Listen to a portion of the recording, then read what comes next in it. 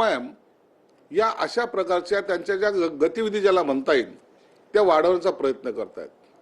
धर्मांतर करणे, मुलींना फसवणे, हे सगळे प्रकार या MIMच्या महाशयाच्या नेतृत्वात होतात।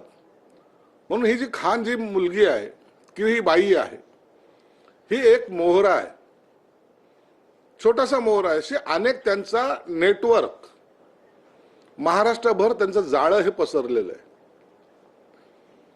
आपल्याला हे प्रकार नगरमध्ये पाहायला मिळतील, पुण्यामध्ये निश्चित पाहायला मिळतील, इवन संभाजीनगरमध्ये सुद्धा पाहायला मिळतील। आणि हे जहरीलं विष ज्या पद्धतीने पसरवलं जातंय, हिंदूचा द्वेष करणे, त्यांचं धर्मांतर करणे, आणि या प्रकरणामुळे आता समाजामध्ये एक प्रकारचा राग आणि चीड निर्माण व्हायला लागलेली आहे। कालचं प्रकरणही त्याच पद्धतीचं होतं। आता तिला पकडले गेलेले आहे, तिच्याकडून अनेक माहिती समोर तर येणारच आहे, परंतु तुमच्या माध्यमातून सुद्धा मी मुख्यमंत्री साहेबाला सुद्धा भेटणार पण आहे।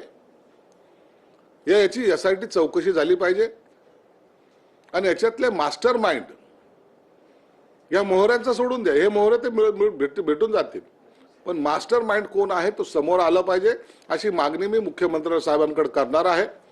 मला वाटतं या प्रकरणाचे धागे दोरे हे फार लांबवर गेलेले असतात। जे वयात आलेली मुलं आहेत त्यांचा वयोगट 22 ते 30च्या दरम्यान, त्यांनाही अशा प्रकारे ट्रेन करणं बेकार आहे। काम नाहीये, हाताला काम नाहीये, शिक्षण नाहीये, परंतु मोटरसायकल 1.5 लाखाची मोटरसायकल त्यांच्याकडे आहे, आयफोन आहे, फिरायला त्यांच्या खिशामध्ये पैसे सुद्धा आहेत। हे नेमकं कुठून येत आहेत याचा सुद्धा तपास आता पोलीस यंत्रणेने त्या पद्धतीने सुद्धा केला पाहिजे। बलात्काराचे प्रयत्न, धर्मांतराचे प्रयत्न, फसवणुकीचे प्रयत्न आणि सगळ्यात मोठा नशेखोरीचा प्रयत्न सुद्धा या माध्यमातून केले जातोय। आणि म्हणून मी तुमच्या माध्यमातून पुन्हा एकदा विनंती करतो की हा MIMचा इम्तियाज जलील आणि त्यांच्याबरोबर असलेली इतर जे आहेत त्यांना सुद्धा या चौकशीतून त्यांची चौकशी झाली पाहिजे आणि ह्या चौकशीतून निश्चितच मोठं षडयंत्र महाराष्ट्राला पाहायला मिळेल। तुमच्याकडे काय पुरावे आहेत की तुम्ही इम्तियाज जलील हे कुठेतरी त्यांचे नाव घेत आहेत, तर काय ठोस पुरावे आहेत का किंवा ठोस कारण आहे का? तुम्हाला माहितीचं सांगतो की ह्या जी नाशिकमध्ये पकडली गेली तिला उघड पाठिंबा देणार आहे। का द्यायचं तुम्हाला पाठिंबा? काय तुमचा संबंध होता? तिलाही पाठिंबा तुम्ही का दिला? तुम्ही जाऊन प्रेस त्याच्या संदर्भामध्ये घेतात, जाहीर भाषणामध्ये ते स्टेटमेंट करतात। मुंब्रेच्या प्रकरणात तसं झालं होतं। मुंब्रेचं प्रकरण आपण हे राजकारण म्हणून जरी बाजूला सारलं तरी जातीवादाचा वास त्या सर्व प्रकरणाला होताच।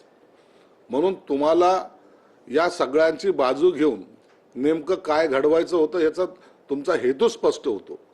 म्हणून मी सांगितलं की याची चौकशीही झाली पाहिजे। आम्हाला शंका आहे, लोकांची चर्चाही आहे।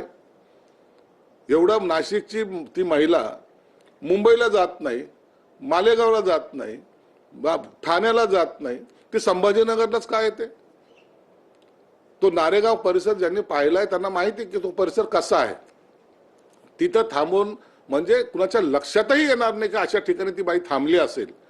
म्हणून ते हे सगळं करणारे त्याच्या मागचे मास्टर माइंड हे निश्चितच संभाजीनगरमध्ये आहे।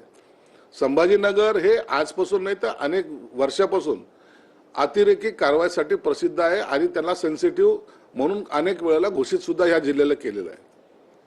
मग हा विषय आपल्याला गांभीर्याने घ्यावा लागेल। ती महिला प्रेग्नंट होती असं निदा खानचं म्हणणं होतं। हे सगळं झूट आहे। ती निदा खान कसली प्रेग्नंट वगैरे आली? मग त्या टायमाला तिने ऍप्लिकेशन केले असेल तर आता 2 महिने झाले तिला ऍप्लिकेशन करून।